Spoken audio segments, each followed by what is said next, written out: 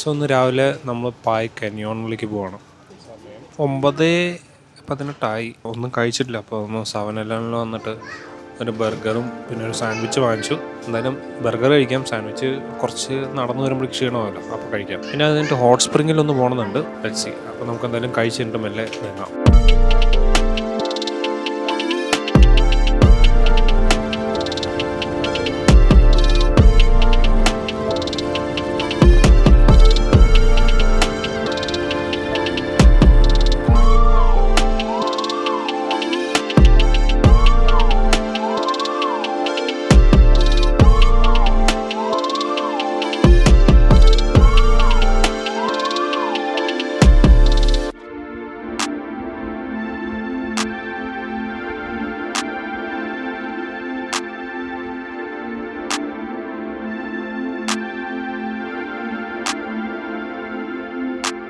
ഇതായി കാണുന്ന ഇതില്ലേ, ആ വഴി അത് ഭയങ്കര നേരമായിരുന്നു. ഞാൻ പ്രതീക്ഷിച്ചില്ല ഇത്രയും നേരമാണ്.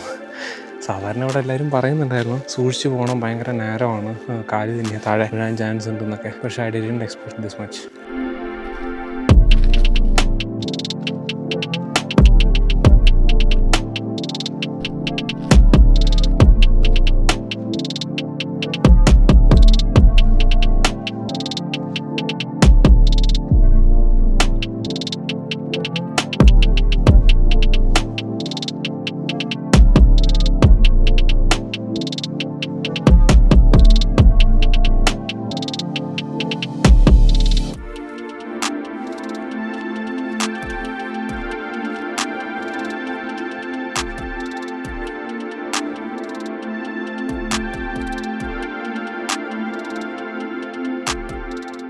രണ്ടുപേരും നേരത്തെ കയറിപ്പോയി. അതുവഴി കയറുകയൊക്കെ ചെയ്യാം, പക്ഷേ എൻ്റെ ഷൂസ് ഇതാണ്, ഇതൊട്ടും ഗ്രിപ്പ് വരുന്നില്ല.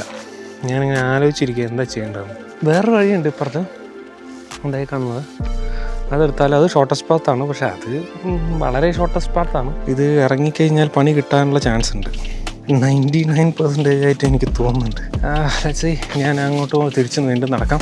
ഒരു ശ്രമമൊക്കെ നടത്തി, പക്ഷെ എന്തായാലും എനിക്കൊരു ചെറിയ പേടി. ഇവിടെ വീണ് കയ്യും കാലം ഒടിഞ്ഞ് കഴിഞ്ഞാൽ ട്രിപ്പാകെ കുളമാവും. No I decide this way. ഇത് കുറച്ചും കൂടി സിമ്പിളാണ്, കുറച്ചല്ല ഭയങ്കര സിമ്പിളാണ്. ഇനിയിപ്പോൾ ആ ഭാഗത്ത് വല്ലതും ഇതുപോലെ ചതിക്കണികൾ ഉണ്ടോയെന്ന് എനിക്കറിയില്ല. ചതിക്കണിയല്ല, മരണക്കണി. അല്ല, എൻ്റെ ഷൂ തീരെ ഹെൽപ്പ് ചെയ്യുന്നില്ല. എന്നുവെച്ചാൽ നമ്മളതൊരു സ്റ്റൈലിന് വേണ്ടി എടുത്തല്ലേ. പിന്നെ ഇങ്ങനെ ഒരു ട്രിപ്പ് പോകുന്ന സമയത്ത് 5-6 ഷൂസ് പാക്ക് ചെയ്തിട്ട് വരാൻ പറ്റില്ലല്ലോ. ഓരോ പർപ്പസിനും ഓരോ ഷൂസ് ഉണ്ട് എൻ്റെ കയ്യിൽ, ഡിക്കാത്ലോണിൻ്റെ. ബട്ട് എല്ലാം കൂടി ഒരു ഷൂവിൽ ഒതുക്കി. ഇതിൽ വേറൊരു വഴിയും കൂടി ഉണ്ട് കേട്ടോ. അതങ്ങനെ ഭയങ്കര നേരമായിട്ടുള്ളൊരു വഴിയും കൂടിയുണ്ട്. അത്രയ്ക്കും റിസ്ക് പിടിച്ച് കളികൾ നടത്തണമെന്നുണ്ടെങ്കിൽ അത് വഴി വരാം. നോക്ക്, ഇതൊക്കെ ഒരു സ്റ്റെപ്പ് മറ്റേ ആ കയറിൽ കെട്ടി നടക്കുന്ന ഒരു ഇതിൽ കൂടെ അങ്ങനെ വരേണ്ടി വരും. ഇത് പിന്നെയും കുഴപ്പമില്ല, കുറച്ച് അത്യാവശ്യം എനിക്ക് തോന്നുന്നു നോർമൽ ആൾക്കാർക്ക് പോകാൻ വേണ്ടി ഒരു എക്സ്ട്രാ ഒരു വഴി ഉണ്ടാക്കി വെച്ചാന്ന് തോന്നുന്നു. ഉണ്ടാക്കി വെച്ചല്ല, അത് ഓൾറെഡി നാച്ചുറലി ഉണ്ടായ സാധനമാണ്.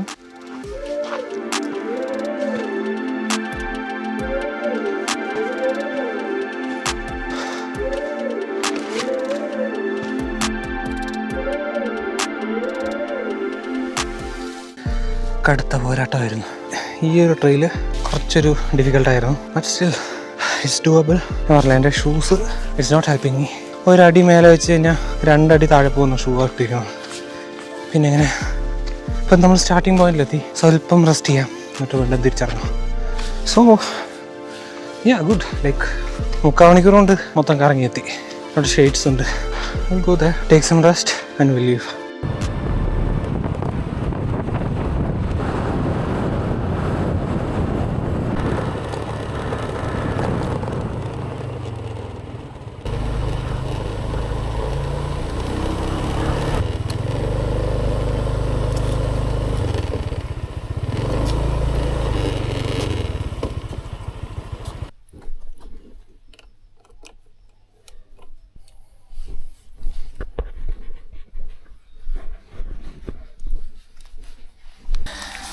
ഇതൊരു നാച്ചുറൽ ഹോട്ട് സ്പ്രിംഗ് ആണ്.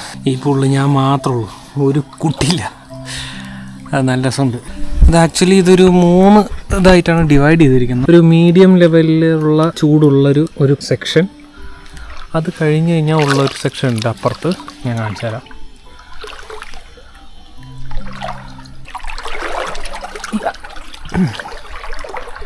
ഇത് ഈ പൂളിലെ വെള്ളം തണുപ്പാണ്. അതുപോലെ തന്നെ അതിൻ്റെ തൊട്ടപ്പുറത്തുള്ളതും ചൂടുണ്ട്. സോ അങ്ങനെ 3, അതെനിക്ക് കുറച്ചും കൂടി ചൂടുണ്ടെന്ന് തോന്നുന്നു. സോ അങ്ങനെ 3 സെക്ഷനായിട്ടാണ് ഇതിൻ്റെ ഇതുള്ളത്.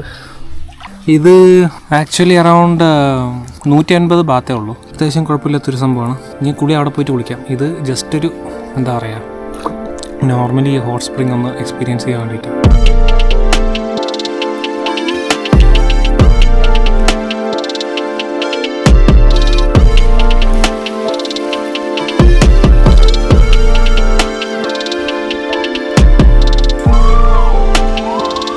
സോ ഇത് ആക്ച്വലി ഹോട്ട് സ്പ്രിങ് തന്നെയാണ്, പക്ഷേ അത് റിസോർട്ടിൻ്റെ ഉള്ളിലൊരു സെറ്റപ്പ് ഉണ്ടാക്കിയിരിക്കുകയാണ്. അതായത് നമ്മുടെ ഇങ്ങനെ ഒരു സെറ്റപ്പൊന്നും ഇല്ലാതെ നാച്ചുറലി കിട്ടുന്ന ഹോട്ട് സ്പ്രിങ്ങിലുള്ള ഒരു സ്ഥലം കൂടിയുണ്ട്. അതിന് എൻട്രൻസ് ഫീസ് 500 ബാത്താണ്. അവിടെ കുളിക്കാൻ പറ്റുമെന്നൊന്നും എനിക്കറിയില്ല. ഞാനിവിടെ വരുന്ന ആൾക്കാർ കുളിക്കുന്നത് കണ്ടിട്ടുണ്ട്. സോ അതുകൊണ്ടാണ് ഞാൻ ആക്ച്വലി ഇത് ചൂസ് ചെയ്തത്.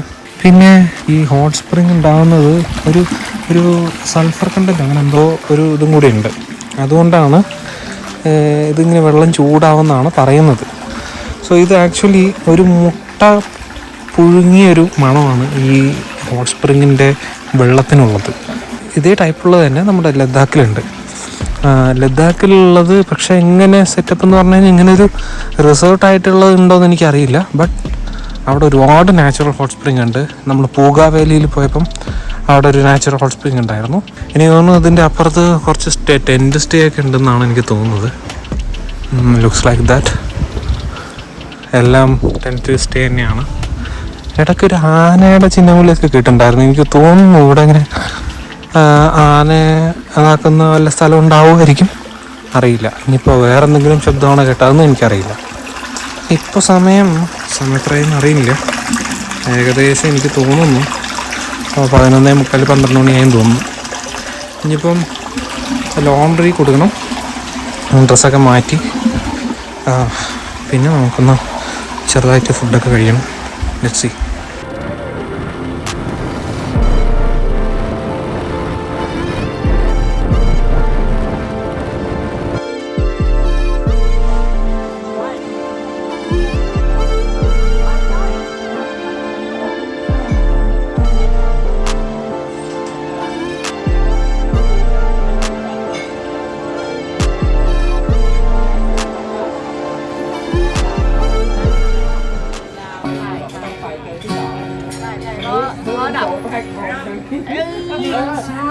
วันนี้จะชวนเขามาเขาบอกไม่ได้เขาก่อนเขาต้องไปรับแม่เขามาพ่อหรือแม่เนี่ยมาจะโตไปแต่เดินทางสิดุดลมเขาเกิด